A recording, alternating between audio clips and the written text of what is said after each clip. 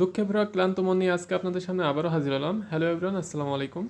তো আমরা কিন্তু গরুগুলো বিক্রি করে দিলাম ফাইনালি, কিন্তু গরু থেকে সেভাবে বেনিফিট এবার পেলাম না।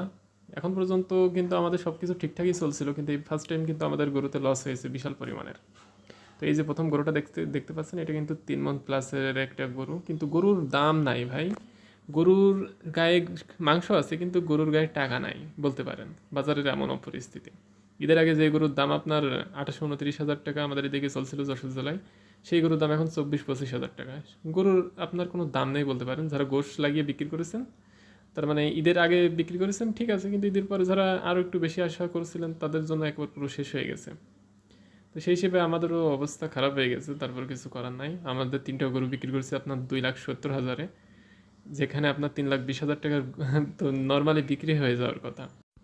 গতকালকের ভিডিওতে একজন কমেন্ট করে বলছিল যে ভাই আপনারা কি গরুকে সোনা খাওয়ান নাকি, গরুতে আপনার লস কী করে হয়। তো সেই ভাইকে উদ্দেশ্য করে আমরা একটা কথাই বলবো যে ভাই আমাদের গরুর টার্গেট ছিল আপনার 2.5 মাস 3 মাসের প্রজেক্ট ছিল আর কি বলতে পারেন। তো সেই হিসেবে আমরা প্রায় 4-5 মাস খাওয়ানো হয়ে গেছে। তো গরু এক একটা গরু রাখলে যে পরিমাণ খরচ হয়, যদি আপনি গরু পুষে থাকেন তাহলে হয়তো বা আপনি বুঝবেন যে গরুর কী পরিমাণের খরচ। ঈদের আগে আপনার দাম আসছিল আপনার 285, সেইখানে আমরা 270-এ বিক্রি করলাম।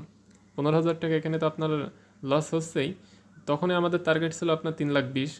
আমাদের আশা ছিল যে এখানে আপনার 3টা গরুতে 10 মণ হবে। এটা আপনারা দেখতে পাচ্ছেন এখানে প্রায় 4 মণ প্লাস আপনার গোশ রয়েছে।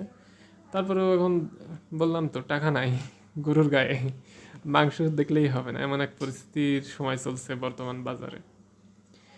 তো সেই হিসেবে আমাদের খরচটা অনেক পরিমাণ বেড়ে যায়। আর আমাদের যে প্রথমে যে ছোটো গরুটা দেখলেন, সেটা কিন্তু আমাদের অনেক বেশি চড়া বাজারে কেনা হয়েছিল। এই যে দুটা গরু রয়েছে এখন, এটা দুইটাই কিন্তু চড়া বাজারে কেনা ছিল। আর তার আগে লাস্টে যেটা দেখবেন সেটা একটু পরে কেনা ছিল, সেই হিসেবে সেটার বাজার একটু চড়া কম ছিল আর কি। তো প্রথম দুইটার একটা আপনার 63,000 টাকা দিয়ে কেনা পড়ছিল পাশ খরচ সহ, আর সেকেন্ডটা আপনার 80,000 টাকা। তো সেই হিসেবে তাদেরকে আমরা যদি 30,000 টাকা করে প্লাস ধরি, আপনার খাওয়া খরচ সাথে সাথে মেডিসিন অনেক কিছু আছে, তো সেই হিসেবে আপনার সে টাকা উঠছে না বললেই চলে। তারপরে এখন আর রাখা সম্ভব না, যেহেতু অনেক দিন হয়ে গেছে গরু মোটামুটি যতটুকু মাংস লাগার লেগে গেছে, এখন আর যেহেতু এগুলো গাভী গরু, তো এর থেকে আর বেশি কিছু হওয়া সম্ভব না। আর যেহেতু সামনে বাজারও ঠিক হবে না সহজে, সেই হিসেবে ভাবলাম যে বিক্রি করেই দেই।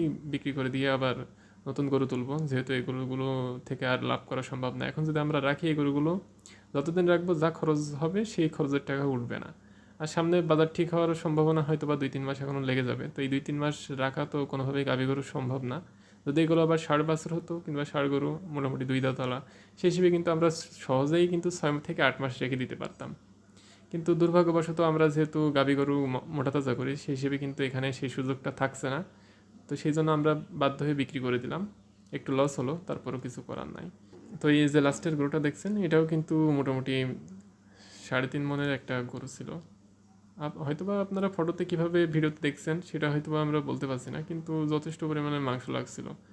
তো তারপরও লসের মুখ আমাদের এইবার দেখতে হলো। এর আগে কিন্তু আমরা অনেক গরু বিক্রি করেছি, কিন্তু কখনো এরম সমস্যার মধ্যে পড়িনি। কিন্তু এইবার যেহেতু আমাদের সময় নাই হাতে, সেই হিসেবে আমাদের বাধ্য হয়ে বিক্রি করে দিতে হলো। আর সামনে বাজারও ঠিক হওয়ার সম্ভাবনা নাই খুব দ্রুত, তো সেই জন্য ছেড়ে দেওয়াই ভালো মনে করলাম। আর যা হয়েছে সেটাই আলহামদুলিল্লাহ। হয়তোবা ভবিষ্যতে এই ক্ষতির কারণে অনেক বড় সফলতার মুখ আমরা দেখতে পারি। তো সব কিছুই কিন্তু উপরওয়ালার ইচ্ছা। তো সেই হিসেবে আমরা এইসব নিয়ে বেশি কিছু ভাবছি না। সকলে ভালো থাকবেন। আসসালামু আলাইকুম রহমতুল্লাহ।